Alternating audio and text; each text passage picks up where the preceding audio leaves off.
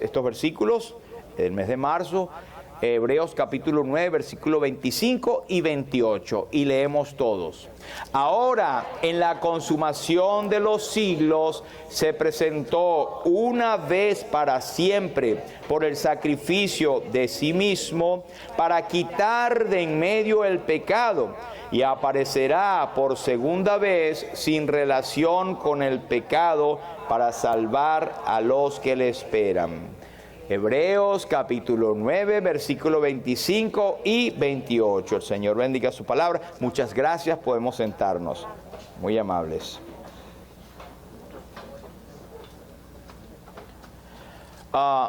Bueno, nosotros la semana pasada entramos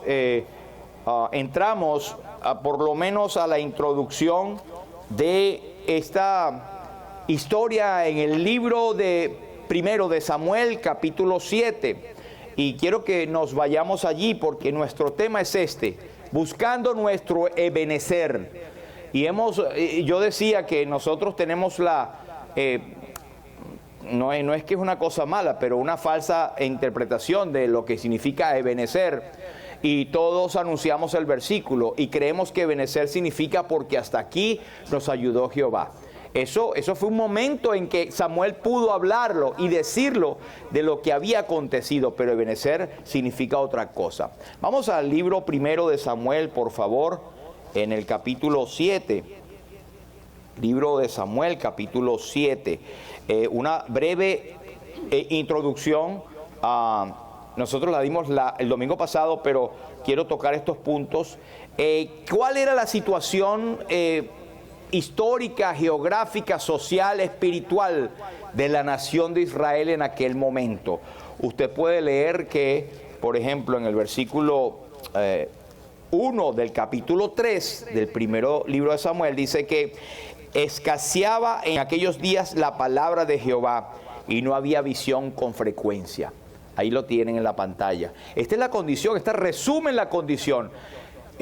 La palabra de Jehová escaseaba en aquellos días y no había visión con frecuencia. Recordemos que Dios se revelaba a través de visiones o a través de sus profetas, y Dios había establecido a los jueces. Los jueces eran personas que Dios levantaba con un criterio espiritual bastante fuerte, con una madurez tremenda, para guiar a la nación de Israel, una nación de Israel que estaba dispersa, que no tenía identidad nacional, que había olvidado el perdón de sus pecados y había olvidado la redención que Dios había hecho poderosa al sacarlos de Egipto. De hecho, cada israelita hasta hoy en día reconoce y se acuerda de la redención poderosa que Dios hizo de sacarlos a ellos de Egipto, con mano poderosa, con la redención y a través de la sangre, porque aunque hubo muchos corderos que fueron sacrificados aquella noche en que salieron de Egipto, nunca se habla de los muchos corderos, sino dice, tomarán al cordero. El cordero será macho, el cordero será de 1 año, el cordero será perfecto, el cordero. Este será observado desde el día 10 hasta el día 14 y lo inmolará toda la congregación. Es decir, lo iban a sacrificar. Habló Dios de un cordero, de un animal que iba a ser sacrificado y su sangre derramada, y no solamente derramada, puesta, aplicada a los 2 postes y al dintel de las puertas donde ellos estaban esclavos en Egipto. Eso simbolizaba la aplicación personal de un sacrificio de un animal inocente, tipificando a Cristo, que luego vendría a quitar de en medio el pecado. Y cuando habla de los dos postes y el dintel, lo hemos hecho aquí muchas veces, eso nos habla de la cruz de Cristo. Si usted pone los 2 postes y el dintel arriba, usted puede pasar una línea horizontal y una vertical y forma la cruz. La sombra de la cruz estaba allí. Y la sangre, cuando el ángel de la muerte pasó y vio la sangre, pasó de largo.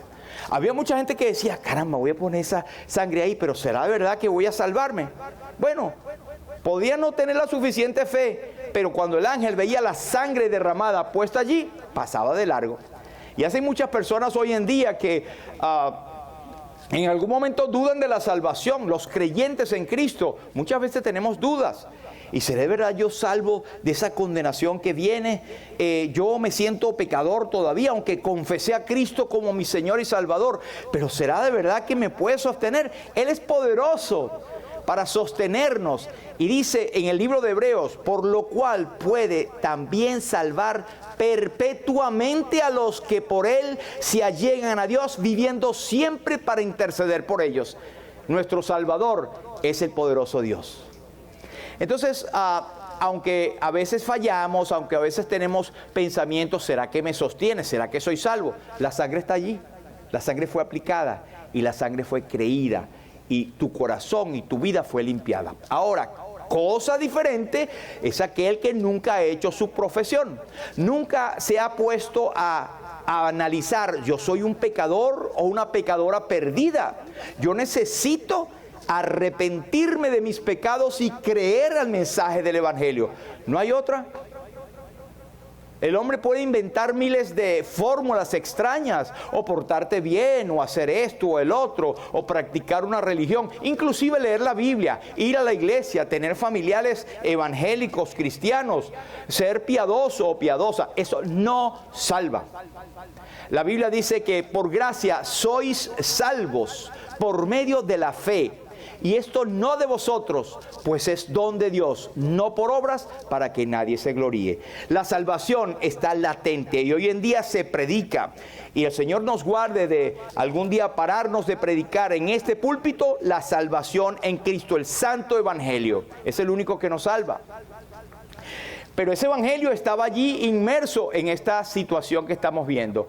La situación de Israel era que estaban escaseando en la palabra de Dios y no había revelación. ¿Por qué? Porque ellos habían quitado o caído en idolatría. Si usted lee los capítulos anteriores, se ve que hasta el sumo sacerdote Elí tenía a sus dos hijos que habían pecado delante de Dios, que se habían apartado de las cosas de Dios, y Dios los castigó y quitó de ellos el sacerdocio, y quitó el sacerdocio de Elí, pues que murió. El arca del pacto, que era un instrumento, un mueble que Dios había establecido en el tabernáculo y después en el templo como señal de la presencia de Dios, que tenía el arca del pacto. No es el arca de Noé. El arca de la alianza era un mueble cuadrado con 4 cuernos, y que tenía 2 querubines con alas extendidas, bañados en oro, que tapaban el hueco donde estaba el arca. En el arca estaban las tablas de la ley y la vara de Aarón que reverdeció, y un poco del maná que les alimentó durante 40 años. Era simplemente un testimonio, un símbolo de lo que Dios había hecho. Y hoy en día, ¿cómo la gente se ha olvidado de Dios? Esta mañana Andrina y yo estábamos comentando familiarmente algunas cosas, y decíamos, fulanito, caramba, ¿cómo es su actitud hoy en día? Y cómo se olvidó tanto de aquello y aquello que se le hizo, no nosotros, otras personas. ¿Cómo somos nosotros todos prestos a olvidarnos de las cosas que recibimos? Le mordemos la mano a quien nos dio de comer. Como el perro, ¿verdad? El perro tú le das a comer y te le acerca un poquito y te barajuta la mano también, porque no conoce, pero es un animal. Nosotros somos seres humanos y somos mal agradecidos. Pero más que con los hombres, con Dios. ¿Cómo es posible que Dios envió a su Hijo Jesucristo a la cruz del Calvario hace más de 2000 años a llevar la carga de nuestros pecados? Soportó la ira que a mí tocaba, derramó su sangre preciosa, fue sepultado y resucitó al tercer día. Y el mundo, de una u otra manera, lo sabe. Todo el mundo conoce de Cristo. Ah, sí, de Cristo. Otros son como el excelentísimo Festo, allí en Hechos de los Apóstoles, que cuando Pablo le habla de Jesucristo, él lo escuchaba. Cuando habló de la resurrección y de la ira venidera, Festo dijo, Pablo, ya cállate. Ya empiezas a hablar de cosas de locura, de que resucitó. Las muchas letras te vuelven loco. Y a veces nosotros se nos dice, ahí está el evangélico loco otra vez. Y hablando de que Cristo murió y que vuelve otra vez. Y se burlan Dios quiera que le conceda, como dijo Pablo a Festo: no estoy loco, excelentísimo Festo, sino que hablo palabras de verdad y de cordura. Y quiera Dios que por poco o por mucho, no solamente yo, sino todos los que ahora están aquí, sean hechas tal como yo soy, excepto estas cadenas. Porque él estaba preso y estaba encadenado, pero así predicó el Evangelio. Aprovechemos el mensaje de salvación. La Biblia dice: he aquí ahora es el tiempo aceptable, hoy es el día de salvación. Si oyeres son su voz, no endurezcáis vuestros corazones. Pero seguimos con nuestro contexto. El capítulo 4, los filisteos roban el arca del pacto. Ellos, los israelitas, estaban confiados, estaban enorgullecidos, estaban soberbios de que ellos habían ganado tantas veces. Y una victoria no te garantiza las demás victorias. Y ellos habían dejado al Dios de Israel. ¿Qué les acontecería? Que el poder del Señor se había quitado de ellos. A veces nosotros buscamos servir a Dios por recibir bendición. Y no debería ser así, hermanos. Deberíamos de buscar servir y obedecer al Señor porque es lo correcto. Porque como hijos de Dios lo tenemos que hacer. Pero de paso, en la obediencia hay bendición. Pero nosotros queremos siempre brincar a la bendición sin pasar por la obediencia. Y aquellos llevaron un tremendo chasco. Habla como delante de los filisteos ellos cayeron y fueron derrotados. Hubo un momento en que derrotaron a 4,000 hombres de los israelitas y ellos salieron llorando a sus tiendas. Y después dijeron: vamos a llevarnos el arca del pacto. Y con eso la presencia de Dios está con nosotros, confiando en los fetiches, confiando en objetos. ¿Y cuántos hoy en día no confían? Y no critico. Tener una cruz acá es bonito, ¿verdad? Es de oro y todo. Pero eso no salva a nadie. Tener una Biblia abierta en la sala o en el cuarto, para los malos espíritus. Es lo que tú tengas y la confianza que tengas en el Señor. Los objetos no salvan. Las imágenes no salvan. Y ellos tenían la imagen del arca del pacto. Entonces cuando se la llevan, y Israel cuando vio eso y gritó: ¡wow! Un grito tan fuerte que los filisteos oyeron en su campamento y dijeron: ¡wow! ¿Qué pasó? Que trajeron el arca. Estamos fritos. Bueno, esa es versión Gilberto. Estamos mal, porque trajeron el arca del pacto de ese Dios que venció a la nación de Israel. ¡Ay, papá! ¿Y sabe qué dijeron?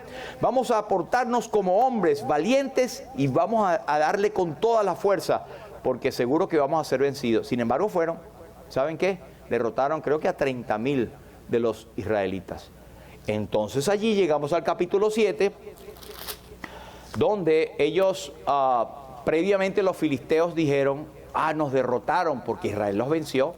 Pero cuando los derrotaron ellos dijeron: aquí tenemos el arca, nos la secuestramos, pero Dios les castigó a los filisteos con tumores, con plagas. Entonces ellos dijeron: caramba, vamos a llevarlo a otra aldea. ¡Pum! Y a otra aldea también le caían los tumores. Algunos historiadores cuentan, como Flavio Josefo, que fue un historiador judío del siglo I, y él recopiló mucha información. No es inspirado, pero es una fuente histórica paralela a la Biblia. Él dice, junto con otros médicos actuales, que posiblemente los ratones que abundaban y las ratas transmitían esa pulguita o esa... ¿Cómo se llama? ¿Pulga o? El piojo, chinche. Y transmitió la peste bubónica porque muchos murieron y se les salieron tumores. Pero como quiera que haya sido, fue Dios, fue castigo de Dios. Porque estaban ellos teniendo...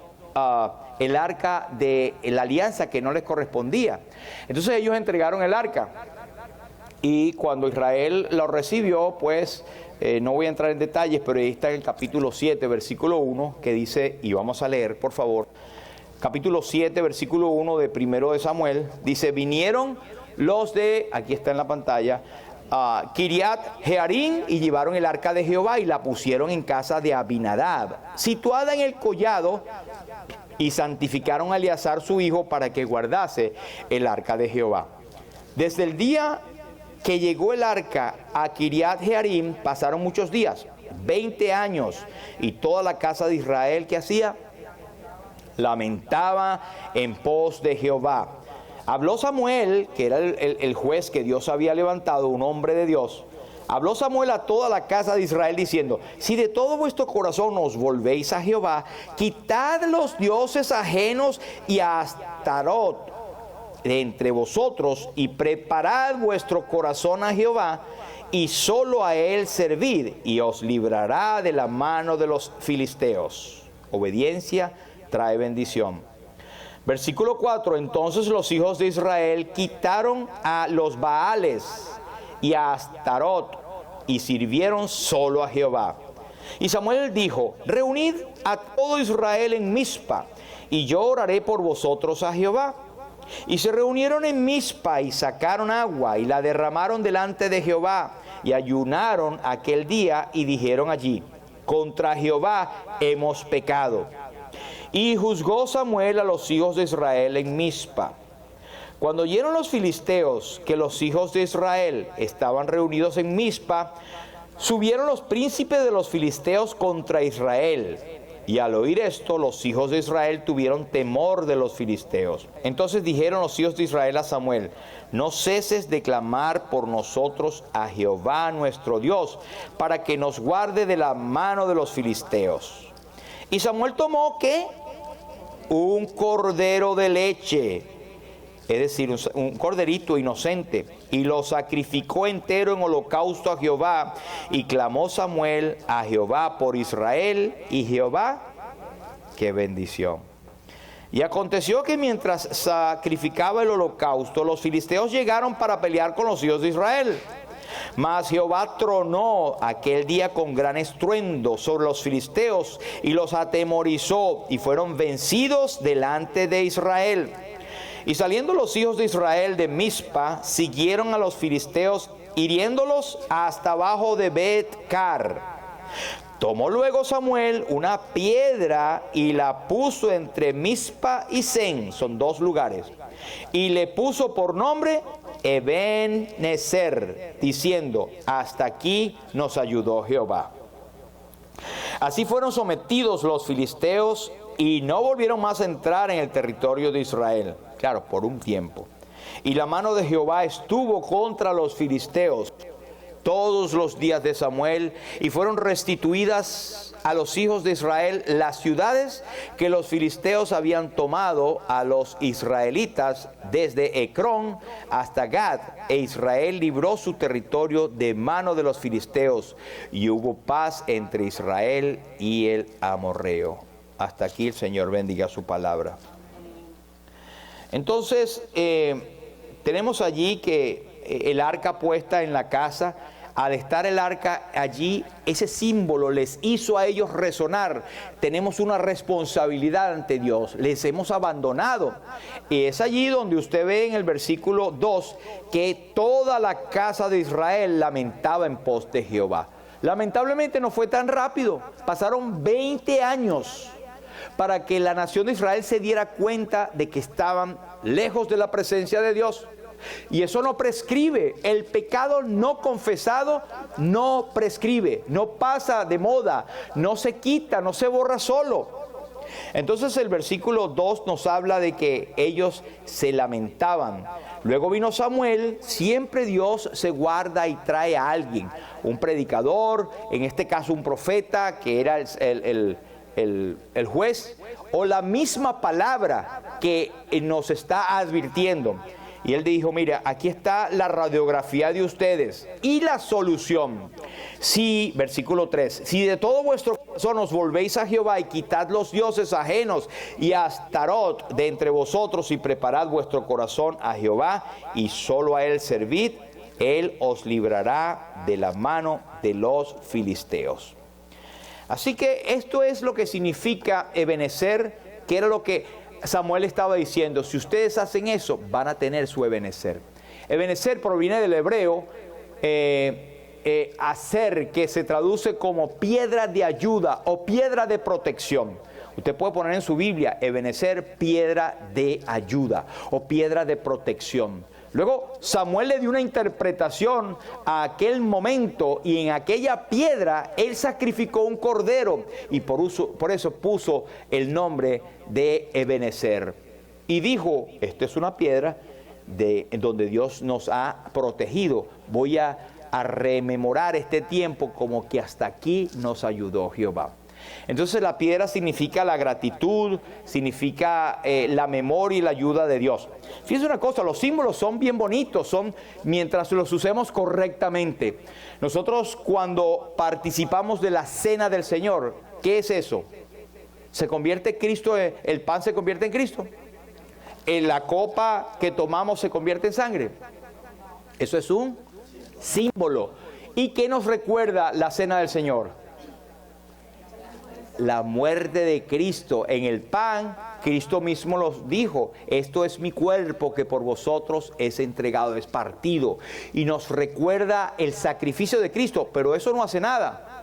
En la Edad Media hubo lo que se llamaba la transustanciación o la consustanciación, que decía que eso se transformaba. Y hoy en día la Iglesia Católica dice que eso es realmente el cuerpo de Cristo. No lo es un símbolo. El símbolo que nos ayuda a pensar hasta aquí, nos ayudó Jehová en este momento. Y el símbolo de la cena del Señor es el Evangelio de Jesucristo. Y ese vino nos recuerda la sangre preciosa que fue derramada en el Calvario para limpiarnos de nuestro pecado.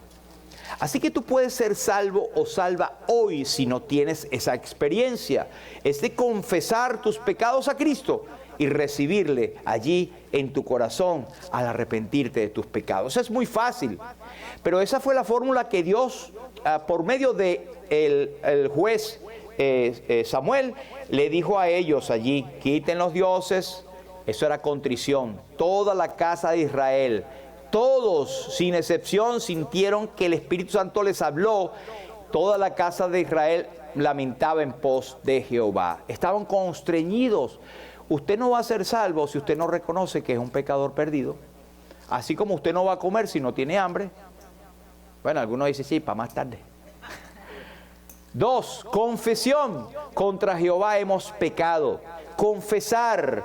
Dice la palabra de Dios, y la cantamos en el primer himno, que si confesares con tu boca que Jesús es el Señor y creyeres en tu corazón que Dios le levantó de los muertos, serás salvo, porque con el corazón se cree para justicia y con la boca se confiesa para salvación. Es necesario confesar tus pecados a Cristo y llamarle como Dios le llama, como lo vimos el viernes. Debemos decir lo mismo al pecado que Dios dice del pecado. Confesarle, decir, Señor, yo no puedo, yo sé que he pecado contra ti. Luego le dijo, si de vuestro corazón os volvéis a Jehová. Volverse quiere decir dar la espalda a la vida que teníamos y seguir a Cristo. Eso es arrepentimiento. Luego separarte, quitar los dioses ajenos quiere decir, quita toda importancia que tengas en tu vida que desplace la importancia de tener a Dios.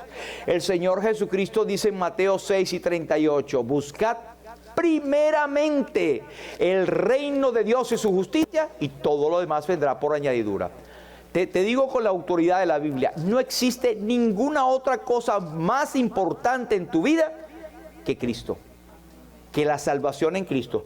Tu trabajo, tu salud, tu papá, tu mamá, tu esposo, hijos, tu casa, tu vida, tu salud, es secundaria respecto a, suponte tú que tú ganes tu salud y pierdas tu alma para siempre en el infierno. Eso es algo que no se recobra jamás. Ahora, el que tiene a Cristo, lo tiene todo. Y tú, creyente en Cristo, ¿tienes dioses ajenos delante de ti? ¿Tenemos dioses ajenos? Los dioses ajenos abundan. Están como ahí a 3 por locha, o sea, a 3 por centavo. Ay, yo quiero, yo me meto. O sea, cualquier cosa es más importante que Dios. Póngase a pensar un poquito. Uno lo pone en la manera jocosa, pero esto es serio. Son cosas que te quitan la importancia de Dios. Cualquier cosa es más importante. Tengamos cuidado, hermanos. Tenemos que buscar una conversión, una confesión, un lamento y volver a Cristo. Eso lo tenemos que hacer muchas veces. 5, consagrarnos. Preparad vuestro corazón a Jehová y solo a Él servir. Él exige exclusividad. Tú no puedes compartir. Ninguno puede servir a 2 señores, porque o amará a uno y aborrecerá al otro, o viceversa. Así que la Biblia es clara. Ahora, ¿qué nos habla Ebenezer? Después que pasa todo esto hasta el versículo 7, los filisteos se montaron en el autobús. Vamos para allá a vencer a esos israelitas que no tienen mucha, se les ha oxidado un poco cómo guerrear, y las penúltimas veces nosotros lo hemos ganado. Bueno, la última vez la habían ganado, de tal manera que solamente habían traído de vuelta el arca que ellos habían quitado a la nación de Israel, los habían vencido. Pero ahora no sabían que Israel se había preparado porque había creído otra vez, había vuelto su corazón a Dios. Y la bendición estaba latente, ahí esperando nada más. Los filisteos enseguida vinieron, hay una bulla, un escándalo, estos están buscando, estos están haciendo una reunión rara por ahí entre Zen y Mizpa, vámonos para allá. Claro, al oír todos esos caballos, habían vigías que estaban viendo por donde venía el pueblo de los filisteos, y lo vieron. Y enseguida dijeron: Samuel, por favor, ayúdanos.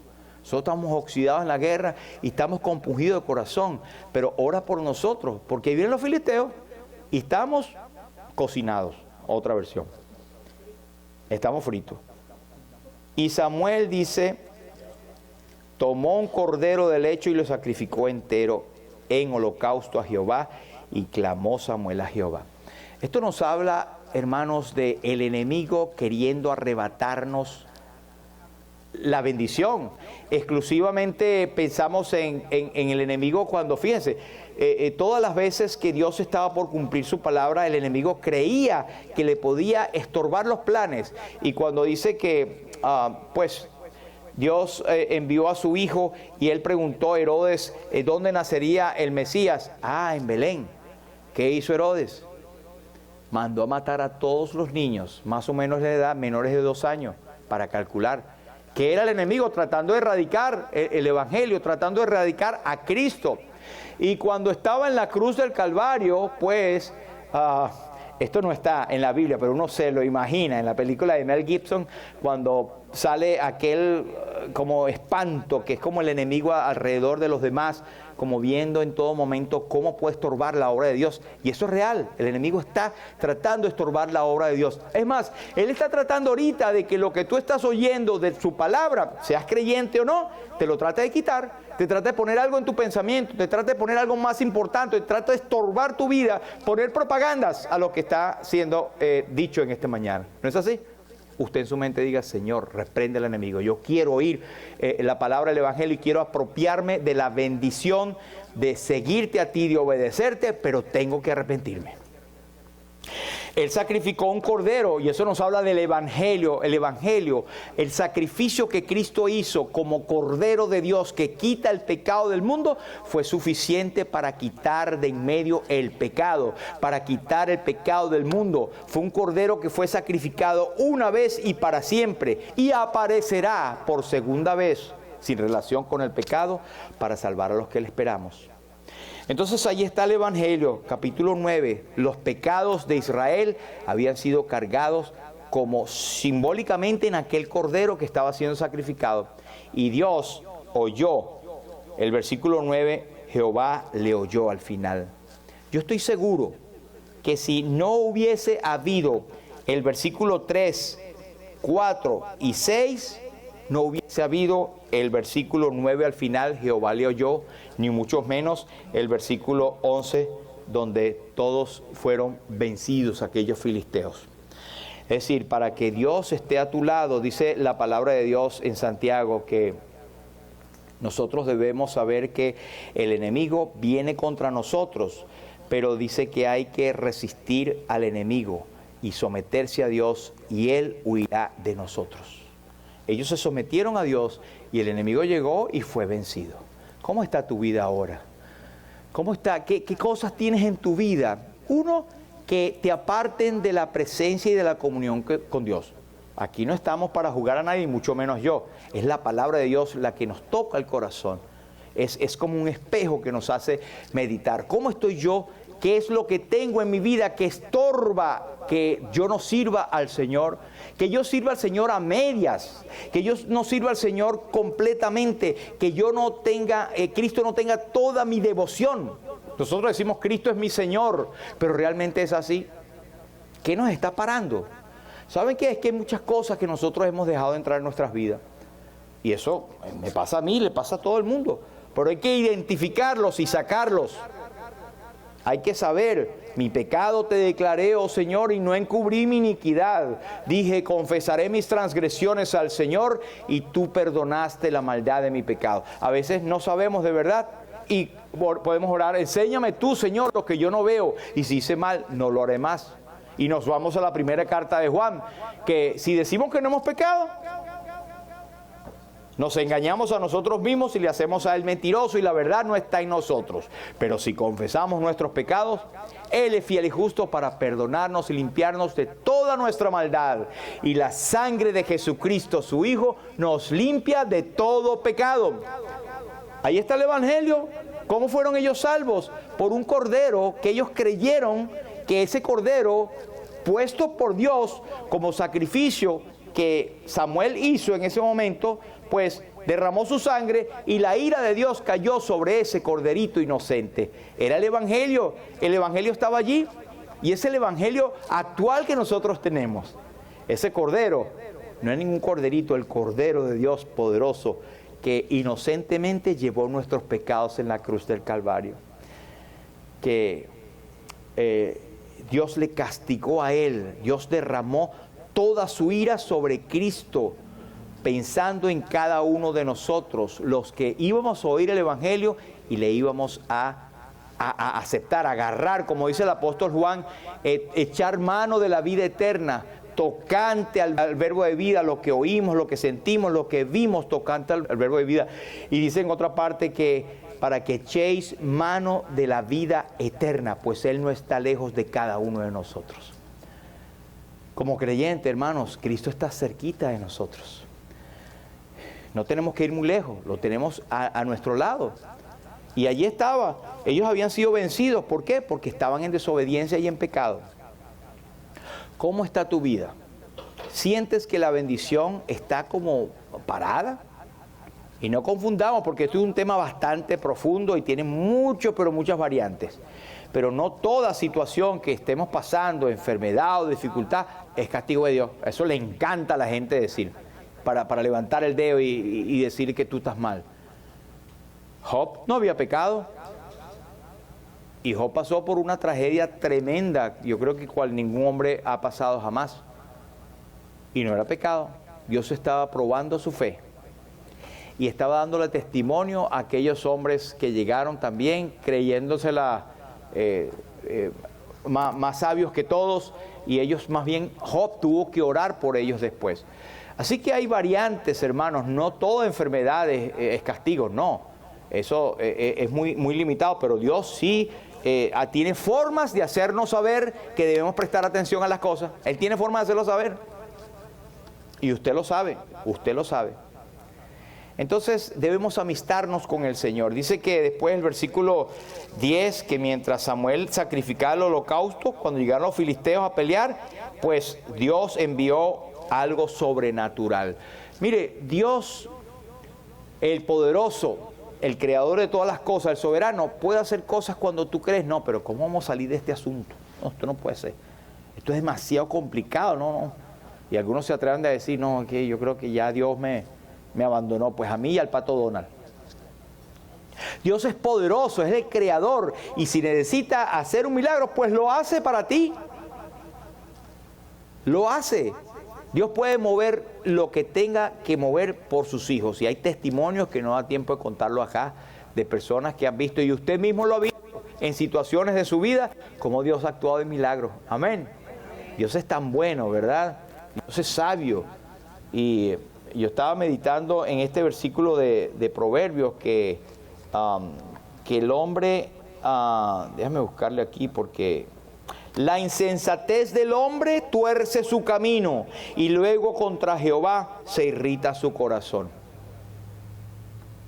O sea, que tú te portas mal, echas a perder tus cosas, dañas la obra de Dios de alguna manera, y cuando no te está yendo bien, entonces de Dios es la culpa. Eso es lo que hace el mundo. ¿Por qué tantas guerras? Me acuerdo esa canción de José Luis Perales, no creo cómo era, pero la cancioncita, dime, oh Dios, quiero saberlo, ¿por qué te niegas a escuchar? Aún queda alguien que tal vez rezará. y habla de las guerras, hablan todas las cosas como que, ay, ¿qué pasó? ¿Por qué Dios hay tantas cosas? Mira lo que el mundo ha hecho. El hombre se apartó por su camino, cada cual se apartó por su camino. Todos nosotros nos descarriamos como ovejas. Ahora, el Ebenezer nos habla de la redención y nos habla también de recordarnos dónde estábamos antes. Hablo a los creyentes en Cristo. En aquel tiempo estabais sin Cristo, alejados de la ciudadanía de Israel y ajenos a los pactos de la promesa. Y sin esperanza y sin Dios en el mundo, pero ahora en Cristo Jesús, vosotros que en otro tiempo estabais lejos, habéis sido hechos cercanos por la sangre de Cristo. Ese es nuestro primer Ebenezer. Nos habla de la redención. Señala como se llama en un visor, en un retrovisor, lo que ya hizo Cristo en el Calvario. Ya todo está hecho. Ya es suficiente, como cantamos. Suficiente es para mí, ya Cristo lo hizo. De eso nos habla el Ebenezer. Luego, el Ebenezer también nos habla de la preservación. Pues Dios les preservó. Y Él dijo, hasta aquí nos ayudó. El Señor nos guarda, nos ha guardado hasta ahora. No nos olvidemos cómo Dios ha actuado en nuestras vidas. Nosotros, como aquel cuento tan tonto que yo he dicho varias veces, pero sirve para ilustrar, de aquella persona que estaba en un estacionamiento grande, como me ha pasado a mí muchísimas veces, y estoy buscando dónde pararme. Señor, dame un puestico porque tengo que llegar temprano a la iglesia o donde sea. Y cuando aparece un puesto, no, Señor, olvídate, ya me apareció uno. O sea, ¿entiendes? Ah, no, ese fui yo, ese no fue el Señor. Así somos, hermanos. El Salmo 78 nos dice, y los apacentó conforme a la integridad de su corazón. Mire, hay una cosa que está en debate entre muchos teólogos, de que si yo en mi corazón hubiese visto la iniquidad, el Señor no me hubiese escuchado. ¿Y por qué está en discusión? Porque cuando uno es inconverso, uno está lleno de pecado. Pero uno no está viendo el corazón en ese momento, uno está viendo a Cristo, y esa es la clave. Si en mi iniquidad hubiese visto yo mi corazón, entonces el Señor no me escucha. Ellos en su integridad habían confesado y dijeron, Señor, que sea lo que quiera, Dios les dio la victoria. Amén. Los pastoreó. El apóstol Pablo dice en 1 de Tesalonicenses 5:23, y el mismo Dios de paz os santifique por completo, y todo vuestro ser, espíritu, alma y cuerpo, sea guardado irreprensible para la venida de nuestro Señor Jesucristo. Él nos preserva. Este Ebenezer es tuyo y es mío por la preservación. Número 3, Ebenezer habla de la respuesta de oración. Hasta aquí nos ayudó Jehová, clamó el Señor y Él le oyó. Y la Biblia nos habla, pedid y se os dará, tocad y se os abrirá, buscad y hallaréis. Porque todo el que pide, recibe. El que busca, halla. Y el que llama, se le abrirá. Cristo está a la puerta. Y Él dice en Apocalipsis 3:20, he aquí yo estoy a la puerta y llamo. Si alguno oye mi voz y abre la puerta, entraré a Él, cenaré con Él y Él conmigo. Todo lo que pidierais al Padre en mi nombre creyendo, yo os lo daré. Y dice, sabemos que no oye a cualquiera cosa que pidamos, pero sabemos que tenemos las peticiones que le hayamos hecho. Número 4, Ebenezer habla de victoria. Mientras Samuel ofrecía el cordero, el Señor estaba derrotando al enemigo con algo sobrenatural. Y ellos, dice Apocalipsis, nos habla que el cordero y la palabra del testimonio de ellos vencieron por medio de la sangre del cordero. Este es un versículo escogido porque nos habla que tenemos la victoria por medio de la sangre de Cristo. Amén. Antes, en todas estas cosas, somos más que vencedores por medio de aquel que nos amó. Romanos 8:37. Número 5, Ebenezer también nos habla de la fidelidad divina. Hasta aquí nos ayudó Jehová. Es decir, nos ha ayudado en todo lo largo del camino. No son cosas específicas. Filipenses 1:6. El que comenzó en vosotros la buena obra, la perfeccionará hasta el día postrero. Él no te dejará. Él es fiel. Él nos mantiene. Él puede salvar perpetuamente a los que por Él se acercan a Dios, viviendo siempre para interceder por ellos. Ese es nuestro Cristo. Número 6, Ebenezer habla de testimonio. Claro, Esas piedras, en unas versiones dicen, estas piedras permanecen hasta hoy. Yo seguro hasta hoy que se escribió eso, pero eso ya no está allí, aunque han encontrado muchas piedras que algunos sugieren que puede ser las piedras de Ebenezer. Pero, ¿qué tenemos que no hayamos recibido? Hay un testimonio que nosotros hemos recibido. Porque Dios es el que vosotros produce así el querer como el hacer por su buena voluntad. A Él sea la gloria. Él ha obrado en nuestras vidas. Y número 7, Ebenezer habla de aliento para el futuro. Todo está empaquetado allí. O sea, tenemos todo. Por eso, otra vez, ese himno fue tan precioso, porque nos habla cuando el apóstol Pablo dice, mas vosotros estáis completos en Él, suficientes para mí, cantamos. Tenemos todo en Cristo. Nos habla del aliento para el futuro. Dice, el cual nos libró, y nos libra, y en quien esperamos que aún nos librará de tan grande muerte. Y el apóstol dice en Filipenses 3:13, hermanos, yo mismo no pretendo haberlo alcanzado, pero una cosa hago, olvidando ciertamente lo que queda atrás y extendiéndome hacia lo que está delante, prosigo a la meta, adelante al premio del supremo llamamiento de Dios en Cristo Jesús. Así que este es el Ebenezer. Habla de redención, número 1. Número 2, habla de preservación. Número 3, habla de respuesta a la oración. Número 4, habla de victoria. Número 5, de fidelidad divina. Número 6, de testimonio, como lo hizo en el pasado, lo hace en el presente y lo hará en el futuro, porque Cristo es el mismo ayer, hoy y por los siglos. Y por último, Ebenezer nos habla del aliento para el futuro. Así, ¿quién es nuestro Ebenezer?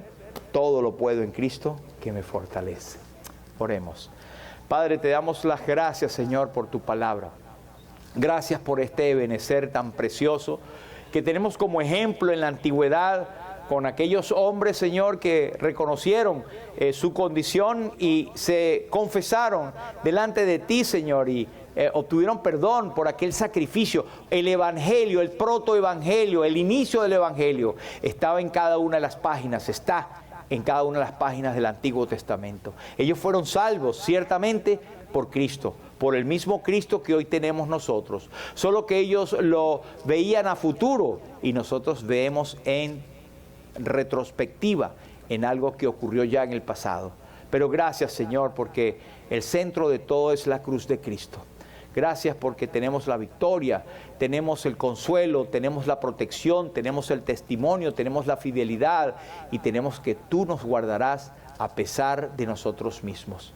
Señor, suplicamos por nosotros como creyentes, que tú nos ayudes a meditar y no tomar esta palabra a la ligera, sino realmente tomarla para nosotros, sabiendo que tú estás esperando de nosotros que actuemos en obediencia como tus hijos, en retribución al agradecimiento por lo que Él ha hecho por nosotros en el Calvario. Señor, y por aquellos que aún no tienen a Cristo o no tienen la seguridad de salvación, Señor, permite que hoy sea ese tiempo en que sean valientes y digan, yo quiero ser salvo, quiero conocer a Cristo, quiero tenerle hoy en mi noticia, quiero tener la seguridad de salvación. Ninguno de los que está aquí puede salvar a nadie, pero sí podemos indicar el camino.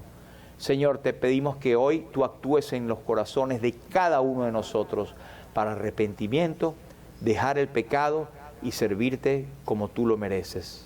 A ti sea la gloria, Señor, en el nombre precioso de Jesús. Amén, amén.